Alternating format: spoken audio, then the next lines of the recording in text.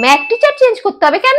এ তো খুব ভালো ম্যাথ করায় তোকে। আর ওনার কাছে টিউশন নেওয়ার পর তুই তো অনেক ইমপ্রুভ করেছিস অঙ্কে। তাছাড়া আমি তো এর কাছেই পড়তে চাইছি, কিন্তু সৌরভ বলছে এর কাছে পড়বে না, চেঞ্জ করে দেবে। সৌরভের কাছে পড়বে না? না। তাহলে তুই ছেড়ে দে। ও যখন বলেছে চেঞ্জ করার কথা, নিশ্চয়ই কোনো কারণ আছে। আর ও যেখানে পড়বে তুই সেখানেই পড়বি বাবা। না, অত দূরে আমি তোমায় যেতে দেবো না, তাও আবার রাতে থাকার ব্যাপার। সৌরভ যদি যেত তাহলে আমি তোকে যেতে দিতাম, তাতে আমার কোনো আপত্তি ছিল না। আরে ও না গেলে কি হবে? আমি কি একা যাচ্ছি নাকি? আমার তো প্রায় সব টিচাররাই যাচ্ছে ওখানে। মা, সব টিচাররা যাচ্ছে, কে যাচ্ছে সব ঠিক আছে, কিন্তু সৌরভ তো যাচ্ছে না। হ্যালো সৌরভ, হ্যাঁ কাকিমা বলছিলাম। বলছি বাবু তোদের ওখানেই আছে তো? ও আচ্ছা আচ্ছা।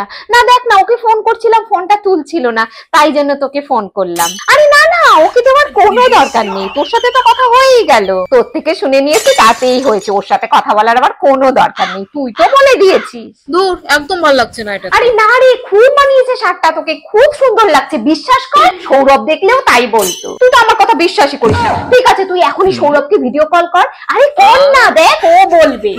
এ বাবু, তোর মাসির দেওয়া অত সুন্দর জুতো জোড়া কোথায় রেখেছিস রে? একে দেখতে পেলাম না। নিশ্চয়ই কাউকে দিয়েছিস পড়ার জন্য। হ্যাঁ দিয়েছি। তুই এরকম কেন রে? তোর ভালো ভালো সব জিনিস একে তাকে বিলিয়ে বেড়া। সবাই কি সব জিনিসের ইউজ জানে? কত দামি জুতো জোড়া, যদি নষ্ট করে ফেলে? হ্যাঁ হ্যাঁ ঠিক আছে, এখনই সৌরভকে ফোন করে দিচ্ছি, বিকেলে এসে দিয়ে যাবে। সৌরভকে দিয়েছিস?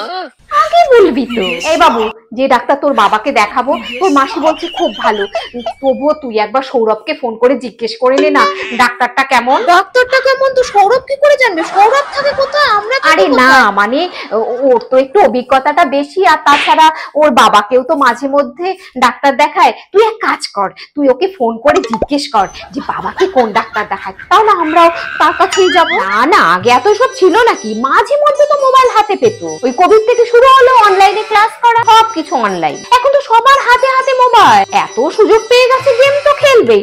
আগে তো আমি আমার ছেলেকে কোনো সময়ও গেম খেলতে দিতাম না, তারপর দেখি বন্ধু বান্ধব সবাই খেলে। আর সবচেয়ে বড় কথা, ওর বন্ধু মানে ওর ওই বেস্ট ফ্রেন্ড সৌরভ, ওকে তো চেনো, কি ভালো ছেলে, ক্লাস টপার, ও দেখি খেলে। এখন আর বাবুকে বারণ করি না, সেই হিরোটাকে আমার কি বিচ্ছিরি লাগে। দেখ তুই কি বিচ্ছিরি করে নাচছে, অ্যাক্টিং তো জানেই না, নাচতেও জানে। সারা যে দেখে কে কে জানে। সৌরভের ফেভারিট অ্যাক্টর।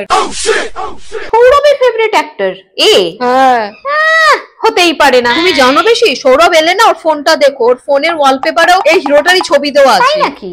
এটা তো জানা ছিল না।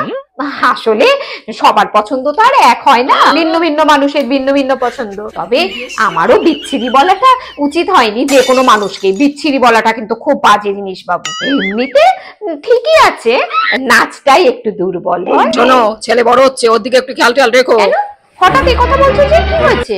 বাবুর বন্ধু সৌরভের সাথে দেখা হলো বাসে, একটা মেয়েকে নিয়ে উঠেছিল। মেয়েদের সাথে লেখাপড়া করছে, একসঙ্গে টিউশন পড়ছে, বাসে নিয়ে উঠতে পারে না? আরে একেবারে পেছনের সিটে বসেছিল, একে অপরের কাঁধে হাত দিয়ে আইসক্রিম খাচ্ছিল। বাবা, অনেক বড় ব্যাপার হয়ে গেছে। সামনে সিট পাইনি হয়তো, তাই জন্য পেছনের সিটে বসেছে। আর যা গরম পড়েছে, আইসক্রিম তো খাবে। আর সৌরভের খুব স্বভাব কাঁধে হাত দিয়ে কথা বলা।